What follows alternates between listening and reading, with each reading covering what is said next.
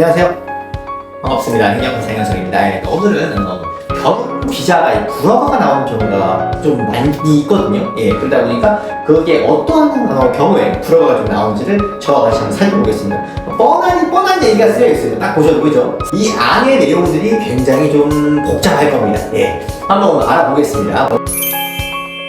혼인의 유무 써있죠. 당연한 얘기입니다. 혼인은 결혼 1부 1처제 맞죠? 이 안에 어떤 내용이 포함이 되어 있냐면요, 이혼을 했는지 안 했는지도 포함이 되어 있고요, 아이가 있는지 없는지 되게 중요합니다.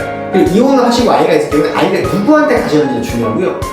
한번 이게 이런 분이 실제 있으셨는데 이혼을 하셨어요. 호적 정리가 안 됐어요.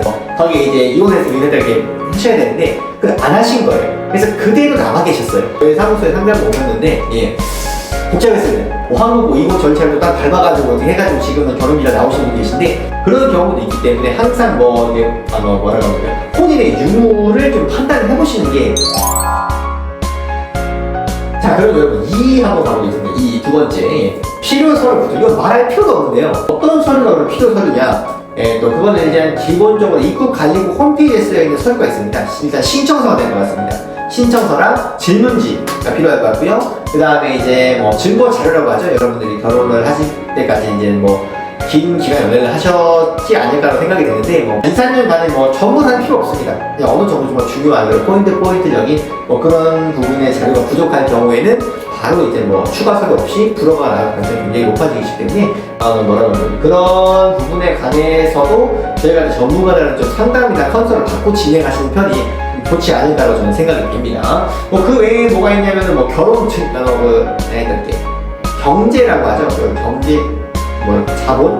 뭐라고 하는가요? 결혼자금 맞아요. 그런 저금했던 금액이라든가 이런 부분이 또 미미할 경우에는 또 불허가 나올 수가 굉장히 높아지시기 때문에 그 부분에 관해서도 좀 확실하게 좀 준비를 하셔서 입국관리국에 가시는 편이 좋지 않을까라고 생각이 됩니다. 그리고 제가 저번에도 말씀을 드렸는데 번역 있지 않습니까? 여기서 번역이 잘못된 경우에는 있을 수가 없습니다.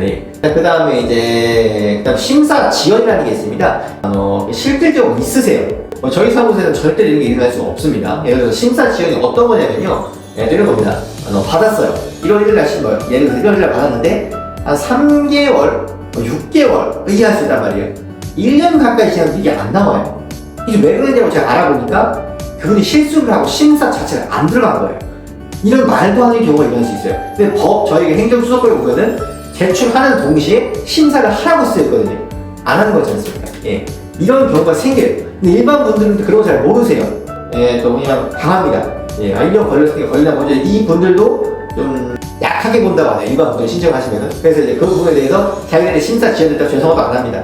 그냥 좀 더 기다리세요. 그리고 끝납니다. 이런 말도 안 되는 경우가 생기기 때문에 저희 사무실 같은 경우에는 2주에 한 번씩 꼭 저희 입국관리부 전화를 합니다. 전화를 해서 이게 지금 어떻게 진행이 되고 있는지 물어봐드리기 때문에 이런 3번 같은 일은 절대로 일어날 수가 없습니다.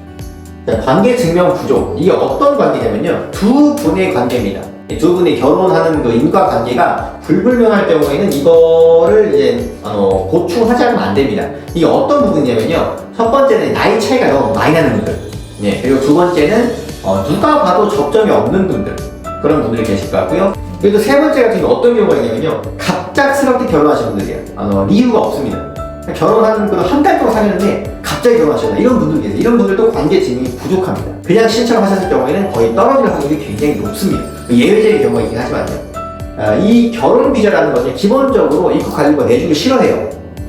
내줄 마음이 일단 없어요. 모든 비자가 다 그런데 특히 결혼 비자랑 영주권이나 이런 건 내주기 굉장히 싫어합니다. 그 얘기는 까다롭다는 거예요. 상당히. 어떻게 쉽다 하시는 분들이 계신데 그건 누가 봐도 평범한, 아침 드라마에 나올 것 같은 그냥 평범한 스토리가 있으시니까 합격하신 거예요. 그런 게 없을 경우에는 굉장히 까다롭습니다. 왜냐면은 결혼 비자나 영주권 같은 경우에는 취업에 대한 제한이 없기 때문에 굉장히 불법 취업이라고 하죠. 불법으로 취업하는 바나 아니면 물 장사라고 합니까? 한국어로?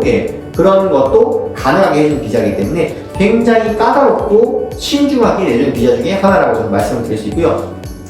가장 까다로운 게 일본 남자와 한국 여자입니다. 그럴 경우에는 허가율이 굉장히 낮습니다. 더군다나 나이 차이가 많이 나고 제가 말씀드린 접점이 없다, 그럼 거의 떨어진다고 보시는 게 맞습니다. 그럴 경우에는 정말 전문가의 엄청난 힘이 들어가지 않고서는 많이 불가능합니다. 그리고 가장 숫자가 많은 것 중에 하나는 한국 남자와 일본 여자 쪽이 가장 숫자가 많습니다. 많고 가장 보편적입니다. 예. 일본 남자, 한국 여자, 일본 여자, 한국 남자 이렇게 봤을 때는 한국 여자 쪽이 좀 더 허가율이 많이 떨어진다는 점을 좀 알아주셨으면 좋겠습니다. 예. 시간이 없는 관계로 이렇게 짧게 했는데 굉장히 깊습니다 이게.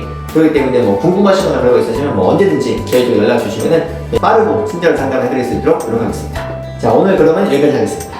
감사합니다.